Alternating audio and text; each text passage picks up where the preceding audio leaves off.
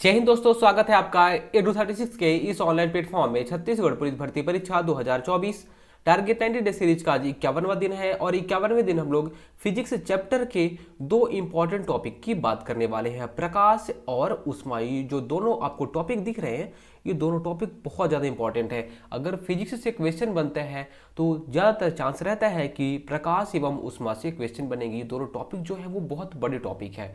प्रकाश अपने आप में, अगर आपने 9th और 10th पढ़ा होगा तो आपने देखा होगा प्रकाश का अपवर्तन, प्रकाश का परावर्तन, फिर जो दर्पण होते हैं, आपने दर्पण पढ़ा है, उत्तल दर्पण, अवतल दर्पण। वो जो चीज़ें हमने देखी थी वो सारी चीज़ें ही यही प्रकाश टॉपिक में हम लोग देखने वाले हैं। छोटी छोटी सी चीज़ें रहेंगी लेकिन क्वेश्चन यहाँ पे बहुत सारे बनते हैं। तो प्रकाश टॉपिक बहुत ज़्यादा इंपॉर्टेंट है। इसके अलावा उष्मा से भी क्वेश्चन बनते हैं। दोनों टॉपिक से लगभग आज हमारे पास 30 से 32 क्वेश्चन के आसपास हैं, है ना। ये इतने क्वेश्चन देखेंगे। इसके अलावा जो चीज़ें और आपको जाननी चाहिए, अदर फैक्ट भी हम लोग देखते हुए चलेंगे, ठीक है। तो यहाँ आपके ये दोनों टॉपिक से लगभग लगभग 60 से 70 फैक्ट रेडी हो जाएंगे। तो चलिए बिना देरी के चलते हैं आज के पहले क्वेश्चन पे। तो आज का पहला क्वेश्चन है, सूर्य से पृथ्वी तक प्रकाश के पहुंचने में लगभग समय लगता है। सूर्य हो गया ये हमारा, और ये हो गई हमारी पृथ्वी जहाँ पे हम लोग रहते हैं। तो सूर्य से पृथ्वी तक प्रकाश को आने में कितना समय लगता है? 2 मिनट का, 4 मिनट का, 8 मिनट का या फिर 16 मिनट का? बताइए लगभग कितना समय लगता है सूर्य से पृथ्वी तक पहुंचने में। तो इसका राइट आंसर क्या हो जाएगा? सी, 8 मिनट का। एक्चुअल टाइम अगर पूछा जाए तो 8 मिनट 20 सेकंड का टाइम लेता है। 8 मिनट 20 सेकंड का टाइम लेता है सूर्य से पृथ्वी तक पहुंचने में। कौन लेता है टाइम? प्रकाश, ठीक है। सूर्य की ऊर्जा का स्रोत अगर पूछ ले क्या है, तो सूर्य की ऊर्जा का स्रोत क्या है? हाइड्रोजन। हाइड्रोजन से ही सूर्य में ऊर्जा उत्पन्न होती है और जो हमारे तक एनर्जी के रूप में आती है, ठीक है। तो हाइड्रोजन इसकी ऊर्जा का स्रोत है। हाइड्रोजन, हाइड्रोजन के दो परमाणु मिलके हीलियम बनाते हैं और उसी टाइम पे जो हीलियम रहता है वो राख के रूप में कन्वर्ट हो जाता है और सूर्य जब दो परमाणु मिलते हैं हाइड्रोजन के, उससे जो एनर्जी जनरेट होती है वही हमारी ऊर्जा का स्रोत है, या फिर उष्मा का स्रोत है, या फिर ये प्रकाश का स्रोत है, ठीक है। चलिए, यहाँ पे एक चीज़ मैंने आपको और बताया था, क्या कि अगर हमें दूरी नापनी हो तो हम लोग किस में नापते हैं? तो हमें दूरी नापनी होती है, पहली बात अगर छोटी दूरी है तो आप बोलोगे सेंटीमीटर में मैं नाप लूंगा, अगर उससे भी बड़ी दूरी है तो आप बोलोगे मैं मीटर में नाप लूंगा, ठीक है। अगर उससे भी बड़ी दूरी है तो आप बोलोगे मैं किलोमीटर में नाप लूंगा। अगर उससे भी बड़ी दूरी है तो आप किस में? प्रकाश वर्ष में नापोगे। प्रकाश वर्ष किसका मात्रक होता है? तो प्रकाश वर्ष दूरी मापने के लिए यूज किया जाता है। किस में? प्रकाश वर्ष दूरी मापने के लिए यूज किया जाता है। उसके बाद अगर और भी बहुत बड़ी दूरी है, जैसे कि आपको दो ग्रहों के बीच में, दो उल्कापिंडों के बीच में, ऐसे जो जो ये आकाशीय जो क्षुद्र ग्रह होते हैं या फिर जो खगोलीय पिंड होते हैं, इनके बीच में अगर दूरी आपको नापनी हो तो किससे नापोगे? तो अगर हमें खगोलीय पिंडों के बीच की दूरी नापनी होती है तो हम लोग पारसेक में नापते हैं। किस में? पारसेक में नापते हैं। तो दूरी मापने के लिए जो सबसे बड़ा पैमाना होता है वो क्या होता है? पारसेक होता है। प्रकाश का वेग अधिकतम होता है हीरे में, पानी में, निर्वात में या फिर हाइड्रोजन में। जो प्रकाश चलता है या प्रकाश का स्पीड पूछा जाए तो प्रकाश का स्पीड किस में मैक्सिमम रहेगा? बताइए आप। हीरे में, पानी में, निर्वात में या फिर हाइड्रोजन में? अपना दिमाग दिमाग लगाइए। तो इसका राइट आंसर हो जाएगा निर्वात में। निर्वात मतलब जहाँ पे वायु ना हो वहाँ पे इसकी स्पीड ज़्यादा रहेगी, वायु जहाँ पे ना हो। देखिए, अब मैं आपसे एक क्वेश्चन पूछता हूँ। प्रकाश जल रहा है, मान लीजिए कोई भी प्रकाश है ना, आप मोमबत्ती ही जला रहे हो या फिर कुछ कोई भी चीज़ ऐसी, ठीक है। मान लीजिए ये प्रकाश है और प्रकाश को मैं आपको 3 ऑप्शन देता हूँ। मैं आपसे ये क्वेश्चन कर रहा हूँ कि प्रकाश की स्पीड सबसे ज़्यादा किस में रहेगी और सबसे कम किस में रहेगी, आपको बताना है। एक हो गया हवा, एक हो गया कांच, एक हो गया निर्वात। अब आप बताइए कि सबसे ज़्यादा किस में रहेगी। ऐसे क्वेश्चन बहुत बार बनते हैं ना। सबसे ज़्यादा किस में रहेगी और सबसे कम किस में रहेगी? तो इसका राइट आंसर क्या हो जाएगा? सबसे ज़्यादा स्पीड किस में रहेगी? निर्वात में, जहाँ पे वायु नहीं रहेगा। और सबसे कम किस में रहेगी? तो कांच में रहेगी। ठीक है, सबसे कम, सबसे ज़्यादा स्पीड, दोनों चीज़ों को आप याद रख लेना। और प्रकाश का वेग निर्वात में कितना स्पीड से चलता है? प्रकाश कितने वेग के, कितनी स्पीड से चलता है प्रकाश निर्वात में? तो 3 × 10⁸ मीटर प्रति सेकंड की स्पीड से जो प्रकाश है वो निर्वात में चलता है। कईयों बार वैसे क्वेश्चन बने हैं। क्या क्वेश्चन बना है कि निर्वात में प्रकाश की स्पीड कितनी होती है? तो निर्वात में जहाँ पे वायु नहीं होती वहाँ पे प्रकाश की स्पीड रहती है 3 × 10⁸ मीटर प्रति सेकंड।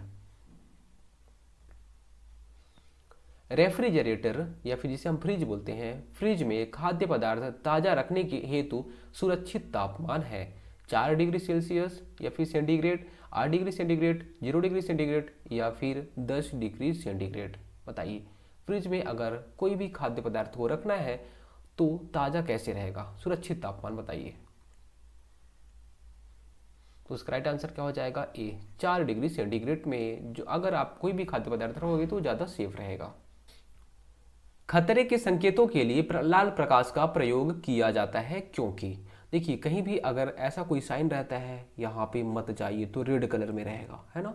तो जो डेंजरस साइन रहते हैं, सिग्नल रहते हैं, उसके लिए हम लोग जनरली रेड का यूज करते हैं। किसका? रेड का यूज करते हैं। ऐसा क्यों करते हैं? ऐसे आप देख सकते हैं कि जो ट्रैफिक सिग्नल है, ट्रैफिक सिग्नल में भी हम लोग रेड कलर यूज करते हैं। ऐसा क्यों करते हैं? तो उसका रीजन क्या होता है कि इसका प्रकीर्णन सबसे कम होता है। प्रकीर्णन मतलब इसका फैलाव, इसका फैलाव सबसे कम होता है और इसलिए फैलेगा कम। तो क्या होता है, ये क्लियर दिखता है हमें कि हाँ देखो अभी जो सिग्नल है वो रेड है, एकदम कम फैलता है तो क्लियर दिखता है। इस वजह से इसका हम लोग जो डेंजरस साइन होते हैं उसके लिए हम लोग किसका यूज करते हैं? रेड सिग्नल का। या फिर ट्रैफिक सिग्नल के लिए भी हम लोग रेड कलर का यूज करते हैं। और अब देखिए, सबसे कम फैलाव किसका हो गया? तो मैं बोला आपको रेड। सबसे ज़्यादा फैलाव अगर या फिर सबसे ज़्यादा प्रकीर्णन किसका होता है, ये भी आपको पता होना चाहिए। सबसे ज़्यादा प्रकीर्णन या फिर फैलाव कौन से कलर का होता है? सबसे ज़्यादा प्रकीर्णन या फैलाव किसका होता है? बैगनी कलर का। बैगनी कलर बहुत ज़्यादा फैलता है। आपने देखा होगा कई लोग बाइक में लगाते हैं सामने में, जब वो लगाते हैं वो उस कलर को तो हमें आसपास कुछ भी नहीं दिखता, पूरा अजीब टाइप का दिखता है ना।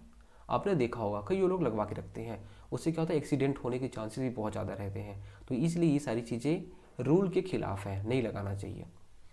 तो बैगनी कलर जो होता है इसका फैलाव जो होता है वो बहुत ज़्यादा होता है। रेड कलर का ये क्लियर दिखता है, जहाँ पे है वो फोकस्ड होकर दिखता है, इसलिए इसका यूज किया जाता है। चलिए और आगे।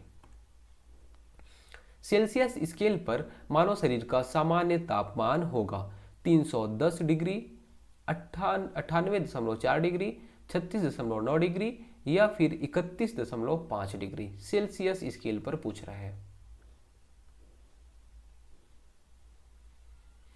बताइए। तो इसका राइट आंसर क्या हो जाएगा? 36.9 डिग्री सेल्सियस पूछा है, हमारे बॉडी का टेम्परेचर पूछ रहा है।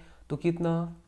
36.9 डिग्री हमारी बॉडी का टेम्परेचर होता है। अगर यही क्वेश्चन पूछता कि फ़ारेनहाइट में कितना होगा, तो कितना? 98.6 फ़ारेनहाइट। कितना? 98.6 फ़ारेनहाइट। यही का अगर केल्विन में पूछता, किस में, कि हमारी बॉडी का टेम्परेचर केल्विन में कितना होता है, तो आपको याद रखना है 310 केल्विन। कितना? 310 केल्विन होता है। तो तीनों क्वेश्चन बन सकते हैं। केल्विन में पूछेगा हमारी बॉडी का टेम्परेचर तो 310 केल्विन, फ़ारेनहाइट में 98.6 फ़ारेनहाइट, अगर सेल्सियस में पूछेगा तो 36.9 डिग्री सेल्सियस। इंद्रधनुष के दोनों सीमांत वर्णपट होते हैं, नीला और नारंगी, हरा और लाल, पीला और हरा या फिर बैगनी और लाल। देखिए, इंद्रधनुष आपने देखा होगा आसमान में दिखता है, तो उसके जो सीमाओं पे, जो बाउंड्री पे जो कलर होते हैं वो कौन से कलर के होते हैं, बताइए। पहली चीज आपको याद रखना है कि जो इंद्रधनुष होता है वो बनता कब है, तो जिधर सूर्य रहेगा उसके अपोजिट डायरेक्शन पे ही बनेगा। कहाँ, जहाँ पे सूर्य रहेगा, मान लीजिए सूर्य अभी पूरब में है तो वो पश्चिम में बनेगा, जब सूर्य पश्चिम में जाएगा तो वो पूरब में बनेगा, ठीक है।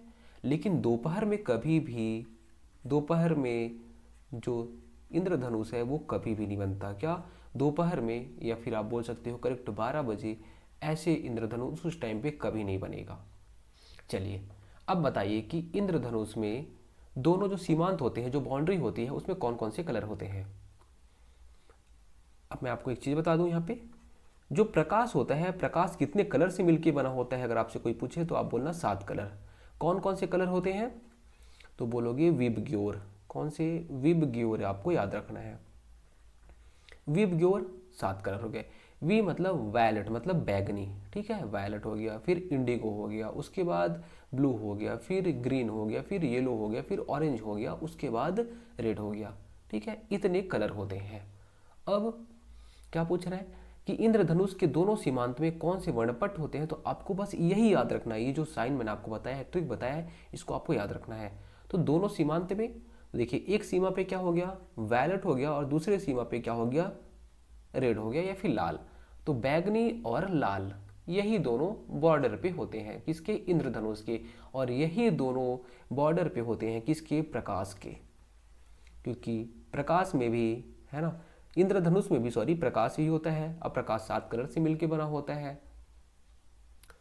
मरीचिका का बनना उदाहरण है अपवर्तन का, परिक्षेपण का, कुल आंतरिक परावर्तन का, या फिर जिसे हम लोग बोलते हैं पूर्ण आंतरिक परावर्तन। तो पूर्ण आंतरिक परावर्तन का या फिर विवर्तन का बताइए। मरीचिका जिसे हम बोलते हैं मृग तृष्णा, या फिर इसे ही हम लोग बोलते हैं दृष्टि भ्रम। देखिए हमने 9th या 10th में इस चैप्टर को पढ़ा है। होता क्या था, हमने देखा है कि जब भी कभी गर्मी के टाइम में आप मान लीजिए बाइक, कार, जिससे भी जाओगे तो रोड में देखोगे सामने दिखता है कि पानी है, लेकिन जब पास में जाओगे देखोगे यार यहाँ पे तो पानी नहीं है।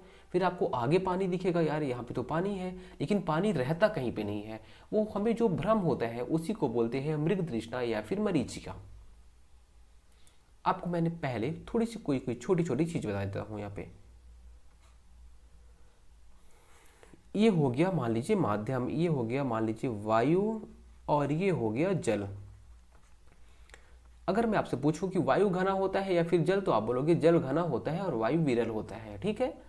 तो माध्यम 1, माध्यम 2, जब भी कभी प्रकाश की किरण, जो प्रकाश की किरण है वो वायु से या फिर विरल माध्यम से, जो भी विरल माध्यम रहेगा, ठीक है, विरल माध्यम से सघन माध्यम की ओर जाएगी, विरल माध्यम से सघन माध्यम की ओर जाएगी, तो कभी भी ये क्या होती है, अभिलंब की ओर झुक जाती है। जब भी कभी प्रकाश की किरण विरल माध्यम से सघन माध्यम की ओर जाती है तो वो अभिलंब की ओर झुक जाती है, ठीक है, अभिलंब की ओर झुक जाती है। लेकिन वही का जब ये प्रकाश की किरण सघन माध्यम से विरल माध्यम की ओर जाएगी तो क्या होगा, तो जब भी ये कभी सघन से विरल की ओर जाएगी तो अभिलंब से दूर हटेगी। कहाँ से, अभिलंब से दूर हटेगी। मान लीजिए फिर से बना लेते हैं हम लोग, ये हो गया जल, ये हो गया वायु।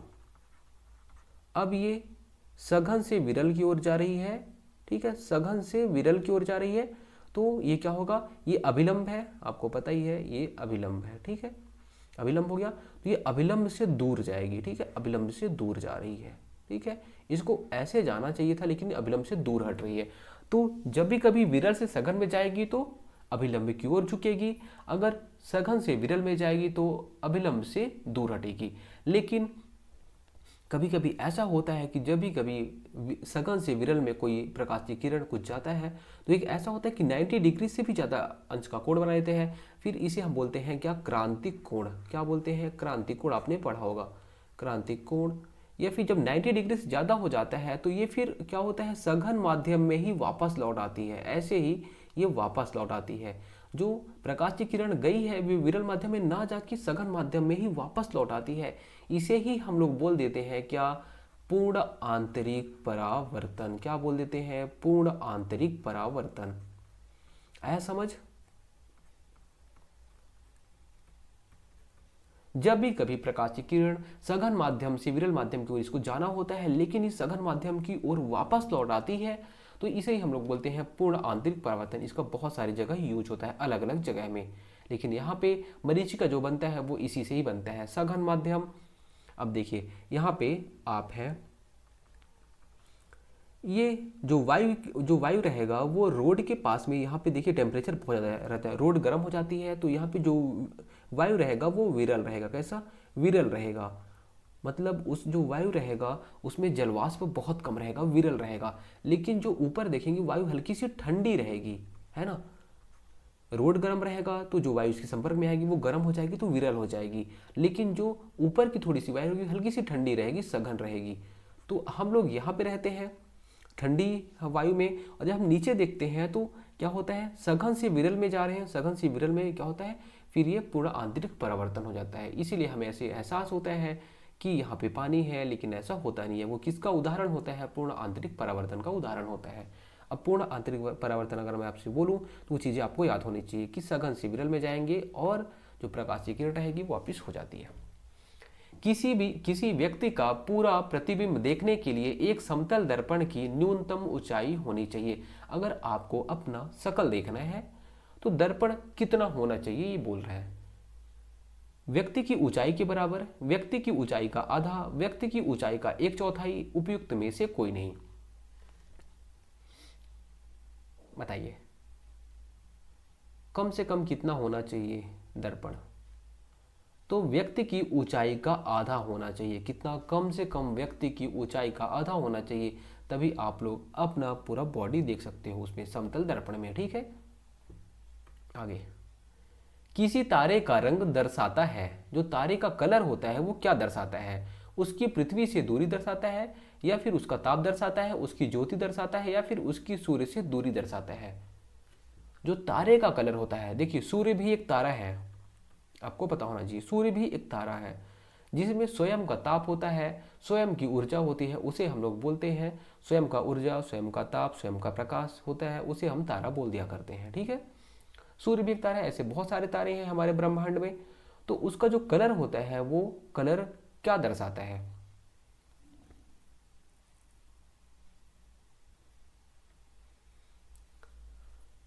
तो उसका जो कलर होता है वो दर्शाता है उसके ताप को। किसको क्या दर्शाता है? तो उसके ताप को दर्शाता है, पहली बात। और दूसरी चीज़ मैं आपको बताता हूँ, जो सूर्य होता है उसका जो ताप होता है वो जो ताप होता है वो कैसे होता है?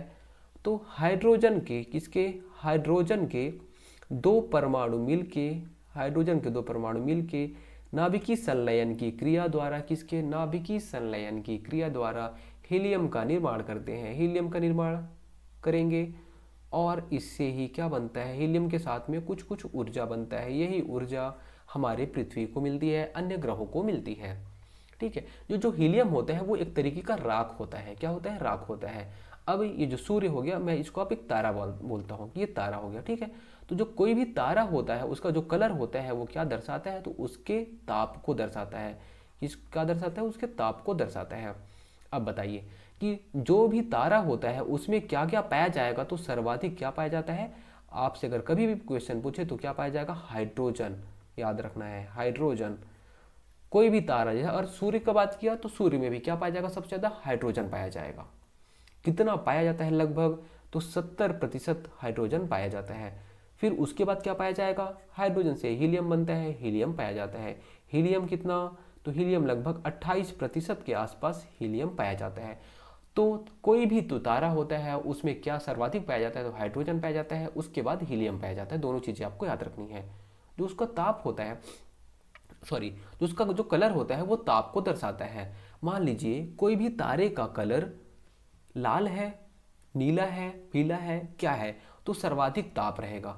तो जो भी तारे का कलर, अगर उसका रंग, तारे का जो कलर होता है उसका अगर रंग नीला है, क्या नीला है, तो वो जो उसका टेम्परेचर रहेगा वो सर्वाधिक रहेगा।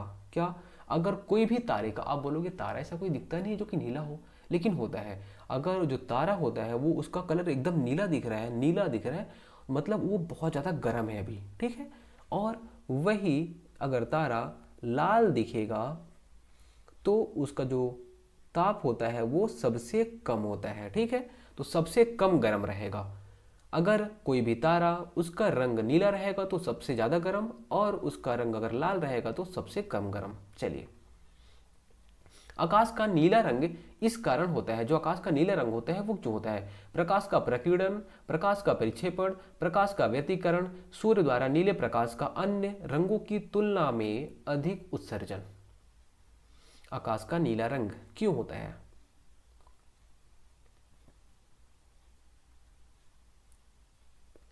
देखिए, हमारे पृथ्वी में बहुत बड़े पार्ट में पानी है, और होता क्या है, रिफ्लेक्ट करता है। जैसे बहुत सारे कलर पाए जाते हैं सूर्य में, तो जो नीला कलर होता है वो रिफ्लेक्ट ज़्यादा होता है, ठीक है। रेड कलर बहुत कम रिफ्लेक्ट होता है, तो जो नीला कलर होता है वो ज़्यादा रिफ्लेक्ट होता है। इस वजह से पानी का भी कलर हमें नीचे वो नीला दिखाई देता है, और जो नीले से रिफ्लेक्ट होकर जाता है ऊपर आसमान में, तो हमें आसमान भी नीला ही दिखाई देता है। इस वजह से इसका जो राइट आंसर हो जाएगा वो क्या हो जाएगा?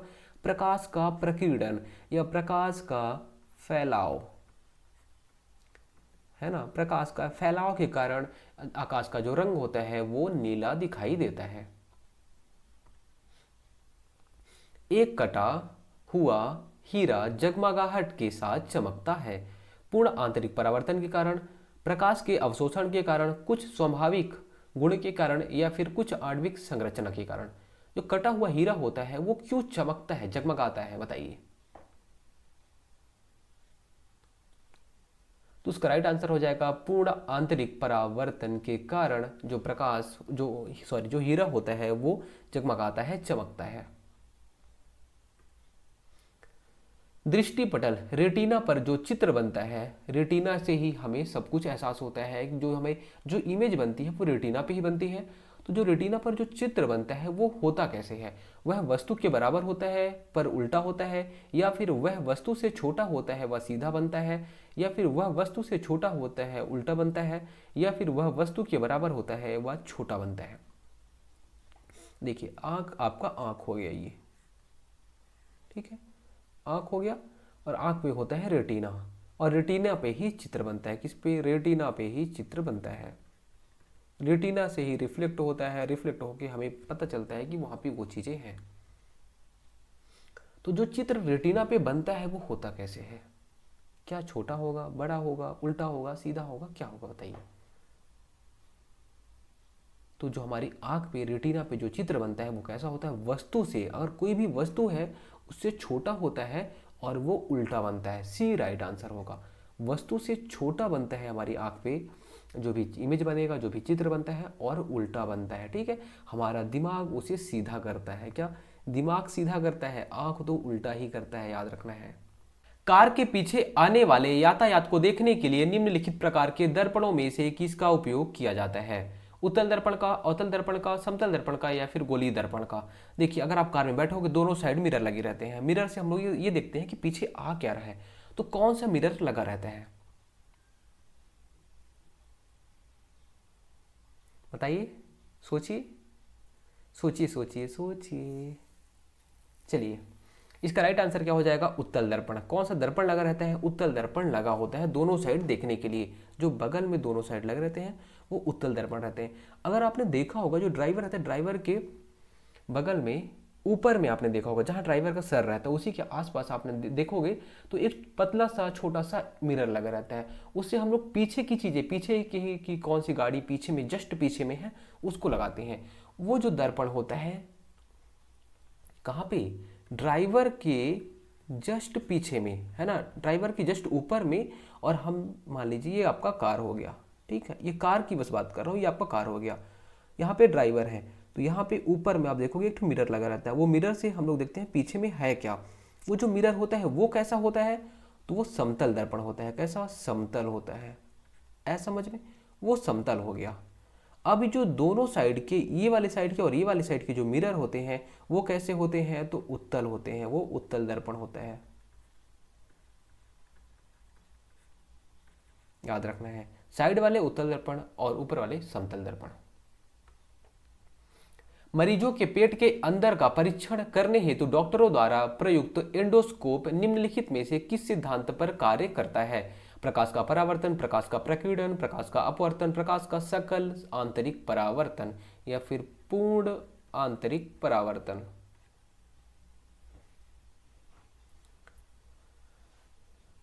बताइए, जो इंडोस्कोप होता है उससे कोई भी अगर पेशेंट है उसके पेट के अंदर की चीज़ों को देखेंगे, तो जो इंडोस्कोप बना हुआ होता है वो किस सिद्धांत पे काम करता है।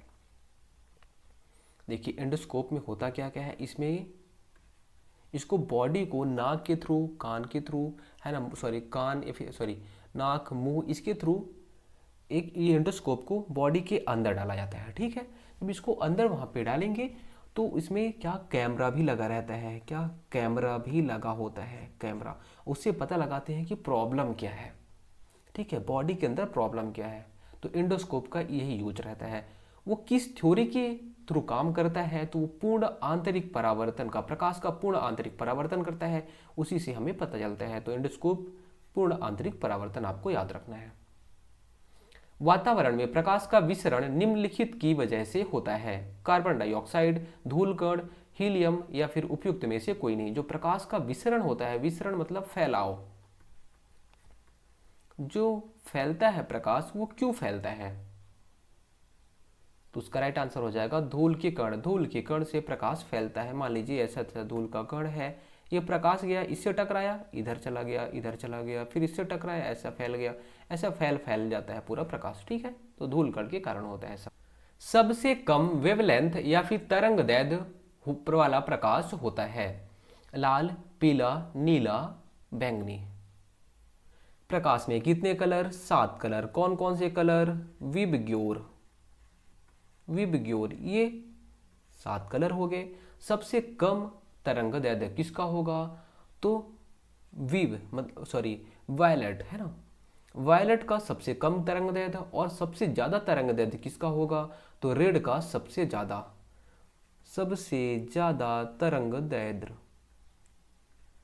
सबसे ज्यादा तरंग दैर्ध्य और सबसे कम किसका? वायलेट का। ठीक है, और सबसे ज़्यादा होता है रेड का, रेड का मैक्सिमम होता है। अब बताइए मुझे कि सबसे ज़्यादा फैलाव किसका होगा, सबसे ज़्यादा फैलेगा कौन, सबसे ज़्यादा प्रकीर्णन कौन से कलर का होगा? याद आया? किसका? वायलेट का। सबसे कम तरंग दैर्ध्य इसका, सबसे ज़्यादा प्रकीर्णन, प्रकीर्णन किसका होता है, फैलाव किसका होता है? तो बोलोगे वायलेट का। ठीक है, सबसे कम तरंग दैर्ध्य वायलेट, सबसे ज्यादा प्रकीर्णन वायलेट, सबसे ज्यादा तरंग दैर्ध्य रेड का, और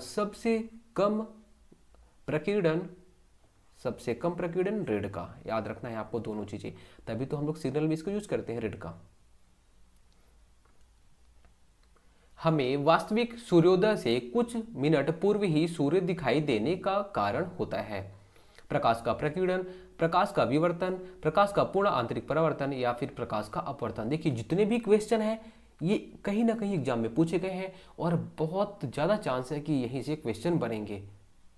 तो जितने क्वेश्चन मैं आपको बताया हूँ इनका पीडीएफ आप डाउनलोड कर लेना। ठीक है, कहाँ से आप डाउनलोड करोगे? तो आपको Edu36 क्लास पीडीएफ सर्च करना है टेलीग्राम में, वहाँ से आप ज्वाइन हो जाना। और ये जितने भी मैंने क्वेश्चन बताए इस क्वेश्चन को बार बार प्रैक्टिस करते रहना, क्वेश्चन यहीं से आएंगे। तो वास्तविक सूर्योदय से कुछ मिनट पूर्व हमें सूर्य जो दिखाई देता है वो क्यों होता है? प्रकाश के अपवर्तन के कारण होता है। क्यों दिखाई देता है? तो प्रकाश के अपवर्तन के कारण सूर्योदय के कुछ मिनट पूर्व दिखाई देता है और सूर्यास्त के कुछ मिनट बाद तक सूर्यास्त हो जाता है तो भी हमें सूर्य दिखाई देता है। वो रीजन क्या है? प्रकाश का अपवर्तन। सूर्योदय हुआ नहीं रहता फिर भी हमें सूर्य दिखाई देता है, वो क्यों होता है? प्रकाश के अपवर्तन के कारण। दोनों चीजें आपको याद रखनी है। सूर्यास्त तथा सूर्योदय के समय सूर्य के लाल रंग का प्रतीत होने का कारण है। सूर्योदय और सूर्यास्त दोनों टाइम में आप देखेंगे सूर्य का जो कलर होता है वो रेड होता है। क्यों होता है? प्रकाश का प्रकीर्णन, प्रकाश का अपवर्तन, प्रकाश का संपूर्ण आंतरिक परावर्तन या फिर प्रकाश का परिक्षेपण। बताइए, थोड़ा सा दिमाग लगाइए, थोड़ा सा दिमाग लगाओ आप। यहां से बनेगा क्वेश्चन, ये वाले यहां से बनेगा, दिमाग लगाइए आप। देखिए, फैलता कौन है? सबसे ज़्यादा फैलाव या फिर प्रकीर्णन, प्रकीर्णन, तो आप बोलोगे कि बैंगनी कलर का। सबसे कम फैलाव प्रकीर्णन, तो आप बोलोगे रेड कलर का। ठीक है, सबसे कम फैल रहा है। होता क्या है, ये हो गया सूर्य। ठीक है, अभी ये बस जब डूबने वाला है या फिर उदय होने वाला है, तो जितने बाकी कलर हैं वो सारे होते हैं, वो भी होते हैं प्रकाशीय कलर में, लेकिन वो दिखते नहीं हैं। क्यों नहीं दिखते? क्योंकि सब फैल जाते हैं। लेकिन जो रेड कलर है वो तो बोलता है मैं फोकस्ड रहूँगा, फोकस्ड रहता है, इस वजह से हमें केवल और केवल रेड कलर दिखाई देता है। ठीक है, मतलब इसका फैलाव नहीं होता, इसका प्रकीर्णन बहुत कम होता है। इस वजह से हमें क्या सूर्योदय और सूर्यास्त के समय सूर्य रेड कलर का दिखाई देता है। राइट आंसर सूर्य का प्रकीर्णन। ठीक है, आगे। दाढ़ी बनाने के लिए काम में लेते हैं अवतल दर्पण, समतल दर्पण, उत्तल दर्पण, इनमें से कोई नहीं। दाढ़ी बनाने के लिए कौन से दर्पण का यूज किया जाता है? कई बार एग्जाम में क्वेश्चन बनाया है, तो उसका राइट आंसर हो जाएगा अवतल दर्पण। क्या? अवतल दर्पण। इसके अलावा अवतल दर्पण के मैं आपको और यूजेस बता देता हूँ जहाँ जहाँ से क्वेश्चन बनते हैं। पहला, आपने दाढ़ी बनाने के लिए, दाढ़ी बनाने के लिए यूज किया अवतल दर्पण का। दाढ़ी बनाने में सर्च लाइट में जो सर्च लाइट होती है, सर्च लाइट के लिए भी इसी का यूज किया जाता है। सर्च लाइट के लिए भी अवतल दर्पण का यूज किया जाता है। इसके अलावा जो कार की हेडलाइट होती है, कार की हेडलाइट जो होती है, हेडलाइट, उसके लिए भी अवतल दर्पण का यूज किया जाता है। तीनों चीज़ें आप याद रखें, दाढ़ी बनाने, सर्च लाइट, कार की हेडलाइट, तीनों चीज़ों के लिए अवतल दर्पण का यूज। ठीक है, और उत्तल दर्पण का, चलिए उत्तल दर्पण का भी बता देता हूँ इसी टाइम पे। कार के दोनों साइड जो मिरर होते हैं, कार के जो दोनों साइड जो मिरर होते हैं, दोनों साइड जो मिरर होते हैं, उसमें किसका यूज किया जाएगा? तो उत्तल दर्पण का यूज किया जाता है। प्रेशर कुकर में खाना शीघ्रता पूर्वक बन जाता है। आपने देखा होगा जो कुकर यूज करते हैं उसमें खाना जल्दी बना देते हैं, तो ऐसा होता क्यों है? बढ़ा हुआ दाब जो प्रेशर होता है वो क्वथनांक को बढ़ा देता है, या फिर भाप का अपव्यय नहीं होता, या फिर भाप खाने को शीघ्रता से पका देता है, या फिर जल निरंतर तापमान पर खौल जाता है। बताइए कि प्रेशर कुकर में खाना जल्दी क्यों बन जाता है? देखिए प्रेशर कुकर में प्रेशर देखें, आप देखेंगे अंदर जो भाप बन जाता है, भाप से वो दाब दाब वहाँ पे दाब बढ़ जाएगा, और जो दाब बढ़ जाता है तो वो क्वथनांक को बढ़ा देता है।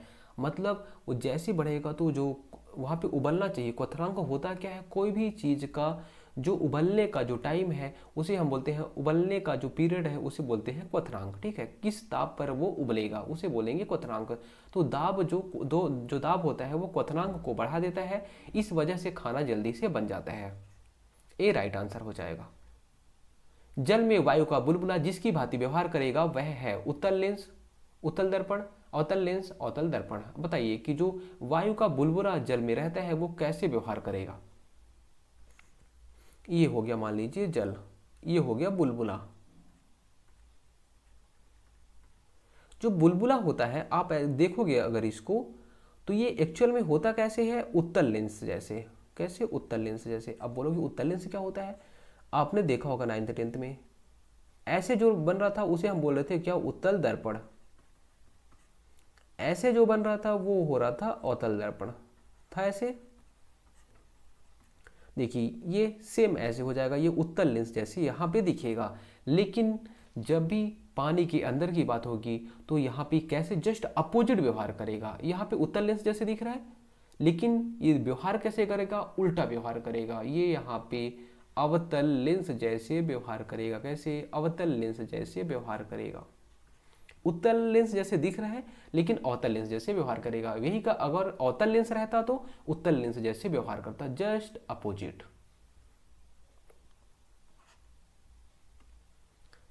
प्रकाश तंतु या फिर फाइबर, ऑप्टिकल फाइबर जिस सिद्धांत पर कार्य करता है वह है पूर्ण आंतरिक परावर्तन, अपवर्तन, प्रकीर्णन, व्यतिकरण। बताइए कि जो प्रकाश तंतु होता है वो कैसे, किस सिद्धांत के थ्रू काम करता है? ऑप्टिकल फाइबर कौन से सिद्धांत के थ्रू काम करता है? तो इसका राइट आंसर हो जाएगा पूर्ण आंतरिक परावर्तन। ठीक है। पूर्ण आंतरिक परावर्तन के थ्रू काम करता है ऑप्टिकल फाइबर। और ये पूर्ण आंतरिक परावर्तन, मैंने आपको इसकी बहुत सारी चीज़ें बताई हैं इसके बारे में, ठीक है। जितनी भी चीज़ें मैंने आपको बताई हैं सारी कुछ याद कर लेना। पूर्ण आंतरिक परावर्तन होता क्या है, जब भी कभी प्रकाश की किरण सघन से विरल में जाएगी तो उसी माध्यम वापस लौट आती है। ऊर्जा का क्षय नहीं होता, उष्मा का क्षय नहीं होता, उसे ही हम बोलते हैं पूर्ण आंतरिक परावर्तन, ठीक है। प्रकाश तंतु में भी क्या हो जाएगा, उष्मा का क्षय नहीं होगा, जैसी भी प्रकाश की किरण जाएगी उसी माध्यम वापस लौट आती है, ठीक है। आगे बाकी आपको डिटेल में समझना है तो आपको क्लास देखनी पड़ेगी, क्योंकि यहाँ पे हमारे पास टाइम कम रहता है, क्वेश्चन ज़्यादा करने रहते हैं। निकट दृष्टि दोष को ठीक किया जा सकता है उत्तल लेंस प्रयुक्त करके, अवतल लेंस प्रयुक्त करके, समतल अवतल लेंस प्रयुक्त करके, या फिर समतल कांच प्रयुक्त करके। बताइए निकट दृष्टि दोष। पहली बात, निकट का दिखेगा फिर भी दृष्टि दोष है, मतलब उसको होगा क्या, दूर का नहीं दिखेगा, दूर का नहीं दिखेगा। निकट का दिखेगा फिर भी दोष है, मतलब दूर का नहीं दिखेगा। अब दूर का नहीं दिखेगा, हम क्या यूज करें, कौन से लेंस का यूज करें, तो कौन से लेंस का यूज करेंगे, अवतल लेंस का यूज करेंगे। किसका, अवतल लेंस का यूज करेंगे। मैंने आपको एक ट्रिक बताई थी, याद आई, क्या पता आपने देखा नहीं हो, मैंने एक ट्रिक बताई थी। जब भी कभी दूर दृष्टि दोष होता है, दूर दृष्टि दोष, ठीक है, तो उसको ठीक करना है तो हम लोग बोलते हैं ना, उद्दे उद्दे उद्दे उद्दे उद्दे, देखो वहाँ पे वो वाला दूर की बात होती है ना, उद्दे देखो। तो अगर दूर दृष्टि दोष को ठीक करना होगा तो हम लोग उत्तल लेंस का यूज करेंगे। आया समझ में, उद्दे उत्तल, उत्तल दूर की बात करेगा, और पास है ना, पास को ठीक करना होगा निकट दृष्टि दोष को, तो उसको ठीक करने के लिए हम लोग अवतल लेंस का यूज करेंगे। आया समझ में। चलिए, मानव की सामान्य स्वस्थ आंख के लिए स्पष्ट दृष्टि की न्यूनतम दूरी मानी जाती है। मतलब कोई भी चीज, जैसे लैपटॉप हो गया, आप बुक रख रहे हो, उससे पढ़ रहे हो, तो न्यूनतम कितनी दूरी पर रखना चाहिए चीजों को, 50 सेंटीमीटर, 10 सेंटीमीटर, 15 सेंटीमीटर, या फिर 25 सेंटीमीटर। बताइए, आपकी आंख पे ज्यादा इफेक्ट ना पड़े उसके लिए कोई भी चीज कितना दूरी पे रखना चाहिए कम से कम। तो उसका राइट आंसर हो जाएगा 25 सेंटीमीटर। आपको याद रखना है, अगर आप मोबाइल भी देखते हो तो 25 सेंटीमीटर की डिस्टेंस पे रखना अभी, ठीक है। किताब से भी पढ़ते हो तो 25 सेंटीमीटर की दूरी पे रखना। निम्न में से कौन सा प्राथमिक रंग नहीं है, प्राथमिक कलर कौन सा नहीं है, प्राइमरी कलर कौन सा नहीं है, काला, पीला, लाल, नीला। बताइए कि जो प्राइमरी कलर है कौन सा नहीं है। देखिए मैं आपको बता दूं कि मान लीजिए आप जो कलर देखते हैं वो 3 कलर जो होते हैं, वो 3 कलरों से मिला के आप बहुत सारे कलर बना सकते हो। जो आप कलर देखते हो बहुत सारे कलर, वो अगर आप ये 3 कलर आपके पास है तो वो 3 कलर से मिला के बहुत सारे कलर बना सकते हो। जो ये 3 कलर हैं पहले वाले, उन्हीं को ही हम लोग बोलते हैं प्राथमिक कलर। कौन कौन से कलर होते हैं, लाल, पीला, नीला, ठीक है। ये 3 कलर होते हैं, लाल, पीला, नीला, इन्हीं को ही हम लोग बोलते हैं प्राथमिक कलर। क्या बोलते हैं, प्राथमिक कलर बोलते हैं, प्राइमरी कलर। अब अगर लाल और पीला, लाल और पीला को मिलाओगे तो क्या बनेगा, तो ऑरेंज कलर बन जाएगा। दोनों को मिलाओगे तो आपको ऑरेंज कलर बन जाएगा। ऑरेंज मतलब आप संतरा कलर बोल सकते हो, ऑरेंज कलर बन जाएगा। अब पीला और नीला को मिलाए तो, पीला और नीला को मिलाओगे तो कौन सा कलर बन जाएगा, ग्रीन कलर, ग्रीन कलर बन जाएगा। अब अगर आप लाल और नीला को मिलाओगे तो कौन सा कलर बनेगा, तो पर्पल कलर, पर्पल, ठीक है। अब अगर आप लाल, ग्रीन, पीला, ऑरेंज, जितने भी कलर हैं सबको मिला दिए तो क्या बन जाएगा, तो व्हाइट कलर बन जाएगा। कौन सा, व्हाइट कलर बन जाएगा। तो आपको याद रखना है कि जो लाल कलर होता है, पीला कलर होता है और नीला, ये तीनों जो कलर होते हैं वो प्राइमरी कलर होते हैं। इनसे आप बहुत सारे, अगर आप इनको मिलाते जाओगे आपस में एक दूसरे से, तो कलर ही कलर बनते जाएंगे। तो आपको सबसे ज़्यादा जरूरी जो कलर मिलेंगे कौन से, लाल, पीला, नीला। अब देखो प्राइमरी कलर कौन से हैं, पीला है, हाँ पीला तो है प्राइमरी कलर, लाल है, लाल भी है, नीला है, नीला भी है, काला, काला नहीं है। तो प्राइमरी कलर काला नहीं है। उसके बाद कितना तापमान होने पर पाठ्यांक सेल्सियस और फ़ारेनहाइट तापमापियों में एक ही होंगे? -40, 212 या फिर 40 या फिर 100? बताइए कि कितना तापमान होगा तब सेल्सियस और फ़ारेनहाइट दोनों बराबर होंगे। कई बार एग्जाम में ऐसे क्वेश्चन बना हुआ है। तो इसका राइट आंसर क्या हो जाएगा? -40 पर सेल्सियस और फ़ारेनहाइट दोनों का टेम्परेचर सेम होता है। कितने में? -40 पे। जब बर्फ पिघलती है तब आयतन बढ़ता है, आयतन घटता है, द्रव्यमान बढ़ता है, द्रव्यमान घटता है। जब बर्फ पिघलती है तो आपको मैं बता दूं यहां से कुछ कुछ क्वेश्चन। जल का आयतन, जल का जो आयतन होता है और घनत्व, जल का आयतन और घनत्व कितने डिग्री सेंटीग्रेड पे मैक्सिमम होता है? तो 4 डिग्री सेंटीग्रेड पे। कितने? 4 डिग्री सेंटीग्रेड पे जो जल का घनत्व और आयतन है वो मैक्सिमम होता है। अब चलिए, जब बर्फ पिघलती है तो क्या होगा? जब बर्फ पिघलेगी, मान लीजिए ये बर्फ हो गई, ये बर्फ हो गई, जब पिघलेगी ना तो इसमें पानी, पता है इतना तो होना चाहिए, पानी इतना होना चाहिए इतने एरिया में, लेकिन पानी कम होता है, उसका आयतन घट जाता है, आयतन घट जाएगा। देखिए इसीलिए कभी ऐसा होता है कि मान लीजिए बॉटल हो गया, ठीक है, ठीक है, ये हो गया बॉटल, ये बॉटल हो गया मान लीजिए ऐसे, और ये बॉटल में अगर आपने पानी भर के रख दिया और फ्रीजर में जमा दिया तो हो सकता है कि जो बॉटल है पूरा फुल भरा रहेगा तो फट सकता है। ठीक है, क्यों फट सकता है? क्योंकि पानी का जो आयतन होता है वो कम होता है। ठीक है, पानी का आयतन कम होता है, जब ये बर्फ बनेगा तो आयतन बढ़ेगा। ठीक है, इसीलिए जब बर्फ रहती है तो उसका आयतन ज़्यादा होता है, जब वो पानी बनता है तो आयतन घटता है। ऐसा समझ में क्या चीज़ें बोला मैंने? देखिए ये बॉटल हो गया, बॉटल में पानी आप भरोगे तो आयतन कम रहेगा। ठीक है, फिर जब ये बर्फ के रूप में जम जाएगा तो इसका आयतन बढ़ जाता है, इसीलिए बॉटल फट भी सकता है। ऐसा समझ में? तो जब बर्फ पिघलेगी तो आयतन घटेगा, जब बर्फ बनेगा तो आयतन बढ़ेगा। रेफ्रिजरेटर में थर्मोस्टेट का कार्य है तापमान को कम करना, हिमायन तापमान को बढ़ाना, एक समान तापमान को बनाए रखना या फिर गलनांक को घटाना। थर्मोस्टेट, रेफ्रिजरेटर में जो थर्मोस्टेट होता है उसका काम क्या होता है? एक समान तापमान को बनाए रखना। रेफ्रिजरेटर में कौन सी गैस यूज की जाती है? कई बार एग्जाम में पूछता है, तो फ्रीऑन गैस यूज की जाती है। कौन सी? फ्रीऑन गैस यूज की जाती है रेफ्रिजरेटर में, जो कि ठंडा रखता है ये।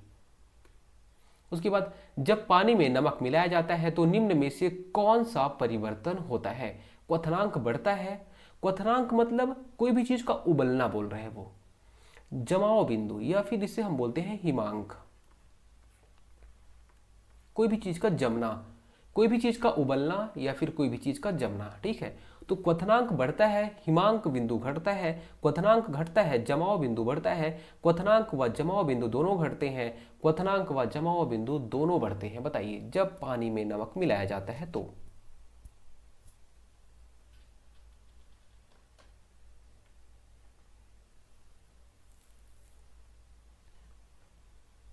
उसका राइट आंसर क्या हो जाएगा? जब भी कभी पानी में नमक मिलाया जाएगा तो क्वथनांक, क्वथनांक मतलब जो उसका उबलने का टाइम है वो बढ़ेगा, और जो उसका पिघलने का, सॉरी, जमने का जो टाइम है वो घटता है। तो जब भी कभी पानी में नमक मिलाया जाएगा तो क्वथनांक बढ़ेगा और हिमांक घटेगा।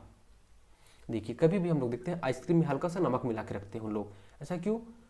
क्योंकि वो जो हिमांक है, मतलब वो जमने का जो टाइम है वो कम टाइम में ही जम जाए। ठीक है, कम टाइम में ही जम जाए, इसे उसमें नमक मिला के रखते हैं। पानी में जो नमक मिलाया जाता है तो क्वथनांक बढ़ता है और हिमांक घटता है, ये आपको याद रखना है। आगे, गर्मियों में सफेद कपड़े पहनना ज्यादा आरामदेह है क्योंकि वे अपने ऊपर पड़ने वाली सारी ऊष्मा को परावर्तित कर देते हैं, वे शरीर से इस स्थानांतरित होने वाली सारी ऊष्मा को विकृत कर देते हैं, वे पसीना को सोख लेते हैं, वे आंखों की शीतलता को प्रदान करते हैं। बताइए, हम लोग गर्मी में सफेद हमें कपड़ा क्यों पहनना चाहिए? होता क्या है, जो व्हाइट कलर होता है वो रिफ्लेक्ट कर देता है किसको, जो हमारे यहाँ हीट आती है हीट को भी रिफ्लेक्ट करता है, जो लाइट आता है लाइट के भी आधे पार्ट को रिफ्लेक्ट कर देता है, परावर्तित कर देता है। तो हमारी बॉडी को जितनी गर्मी लगनी चाहिए वो नहीं लगती। लेकिन वही अगर आप काला कपड़ा पहन लोगे तो बहुत ज़्यादा गर्मी लगेगी। ऐसा क्यों होता है? वो हीट को अपनी ओर आकर्षित करता है, खींचता है, ठीक है, ऊष्मा को खींचता है। लेकिन जो व्हाइट कलर होता है वो ऊष्मा को परावर्तित करता है। तो व्हाइट कलर पहनना आरामदेह क्यों है? क्योंकि वो अपने ऊपर ऊष्मा को परावर्तित कर देता है। मिट्टी के घड़े में निम्न में से किस क्रिया के कारण जल ठंडा रहता है? द्रवण, वाष्पीकरण, ऊर्ध्वपातन या फिर उपयुक्त में से कोई नहीं। जो मिट्टी के घड़े होते हैं, किस क्रिया के द्वारा जल ठंडा होता है?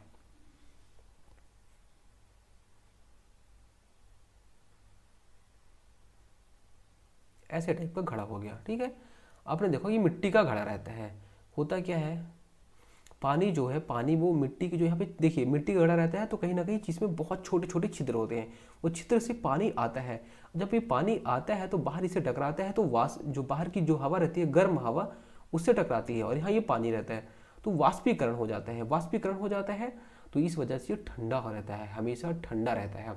आपने देखा होगा, चलिए मैं आपको बताता हूँ, ये हो गया फैन, ठीक है। और आप नॉर्मल अभी यहाँ पे बहुत गर्मी है, बहुत ज़्यादा गर्मी, आप पसीना पसीने हो, ठीक है। पसीना जब रहोगे, आप यहाँ पे मान लीजिए लेटे हो, पसीना पसीना हो, तो आपके अंदर से क्या है, गरम गरम पसीना निकल रहा है। लेकिन जब ये गर्म हवा इससे टकराती है तो हमें ठंडा फील होता है। ठंडा फील क्यों हो रहा है? क्योंकि वहाँ से अंदर से जो पानी आया या फिर जो पसीना आया वो गर्म चीज़ से, गर्म हवा से टकराता है तो हमें शीतलता महसूस होती है। सेम वैसे ही यहाँ पे तो क्या होता है, पसीना जो होता है वाष्पीकरण के थ्रू उड़ जाता है, ठंडा फील होता है इसे। सेम ऐसे ही पानी रहता है, जब गर्म वायु से टकराएगा तो वाष्पीकरण हो जाएगा और पानी यहाँ का ठंडा रहता है। ऐसे ही सेम आप कूलर भी देखते हो, कूलर में भी यही होता है, गर्म हवा आता है, टकराता है, तो जो कूलर का पानी है वो देखिए आप देखोगे ठंडा रहता है, वो इसी कारण होता है। इसका राइट आंसर वाष्पीकरण हो जाएगा। आज का लास्ट क्वेश्चन, प्रेशर कुकर में खाना कम समय में पकता है क्योंकि अधिक दाब के कारण उबलते समय पानी का ताप कम हो जाता है, चारों ओर से बंद होने के कारण वायु का प्रभाव नहीं पड़ता है, अधिक दाब के कारण उबलते पानी का ताप बढ़ जाता है, प्रयुक्त पानी का वाष्पन बहुत कम होता है। बताइए इसके बारे में। अभी हमने देखा था प्रेशर कुकर में खाना बनाते टाइम क्या होता है, अधिक दाब ज़्यादा हो जाता है, इसलिए जो क्वथनांक होता है वो बढ़ जाता है, पानी का ताप बढ़ जाता है। इसका राइट आंसर सी हो जाएगा। दोस्तों उम्मीद करता हूँ आज की क्लास आपको अच्छी लगेगी। बहुत सारी चीज़ें आज हम लोगों ने देखी है और ये जो टॉपिक था बहुत ज़्यादा इंपॉर्टेंट था, यहाँ से क्वेश्चन बनने के चांसेस बहुत ज़्यादा हैं। आप पीडीएफ को डाउनलोड करिए और इसे बार बार इसे पढ़ते जाइए, ठीक है। तो उम्मीद करता हूँ क्लास अच्छी लगेगी। अगर क्लास अच्छी लगती है तो चैनल को सब्सक्राइब करें और अपने दोस्तों तक शेयर करना ना भूलें। धन्यवाद।